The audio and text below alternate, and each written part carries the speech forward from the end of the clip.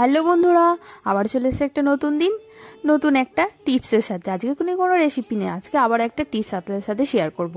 তো এই শীতকালে অনেকেরই প্রবলেম হয়, চুলে খুশকি হয়ে যায়, চুল পড়ে যায়, সমস্যা থাকে। তো সেই জন্য একদম উইন্টার মানে শীতকালের স্পেশাল কেয়ারের জন্য আজকের এই টিপসটা।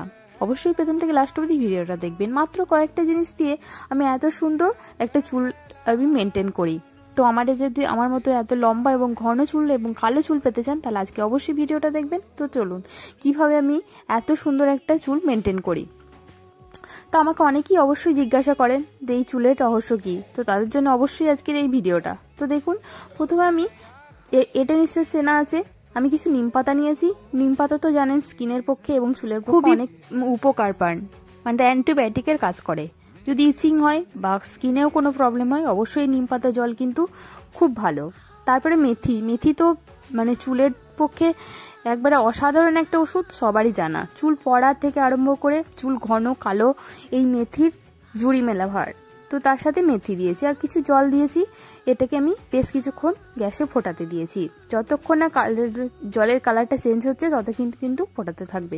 ততক্ষণে আবার আমি এদিকে কিছু জিনিস আমি নিয়ে নিয়েছি। তার মধ্যে আছে দুধ, কাঁচা দুধ বা র দুধ যেটাকে বলে, গরুর দুধ অবশ্যই নেবেন, যতটা আপনার মানে চুলে লাগবে। আর এই দুধ কিন্তু খুবই ভালো চুলের পক্ষে, স্ক্রাবারের কাজ করে।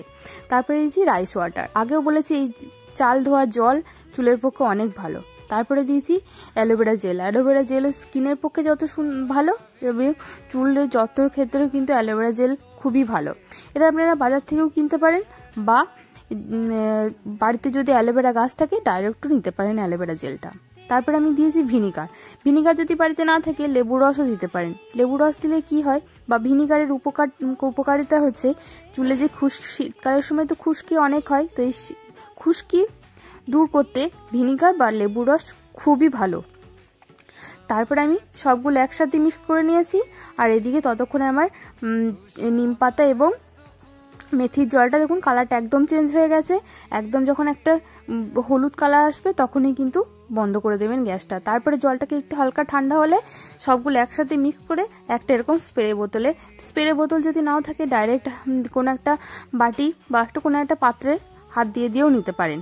তারপরে আমি একটা স্প্রে বোতল নিয়ে কিন্তু পুরো চুলে অ্যাপ্লাই করেছি। এই মানে প্রত্যেকটা চুলের গোড়াতে কিন্তু এই লিকুইডটা যেতে হবে, একদম ধীরে সুস্থে এটা কিন্তু লাগাতে হবে। চুলের ওপরে দিয়ে কিন্তু অতটা লাভ নেই, একদম গোড়াতে লাগাতে হবে। তারপরে লাগানোর পর বেশ কিছুক্ষণ 20 থেকে 30 মিনিট আপনাকে চুলটা শুকাতে দিতে হবে। যখন দেখবেন চুলটা একবারে শুকিয়ে এসছে, একদম এই লিকুইডটা টেনে গেছে চুলের মধ্যে, তখন কিন্তু কোনো শ্যাম্পু করে নেবেন, তাহলে কিন্তু যথেষ্ট উপকার পাবেন। আর সপ্তাহে 2 দিন যদি এটা লাগাতে পারেন তারপর আমাকে কমেন্টে জানাবেন। একেবারে খুশকি থাকবে না আর চুল একদম কালো ঘন একদম লম্বা হবে। অবশ্যই আমার মতোই চুলটা হবে।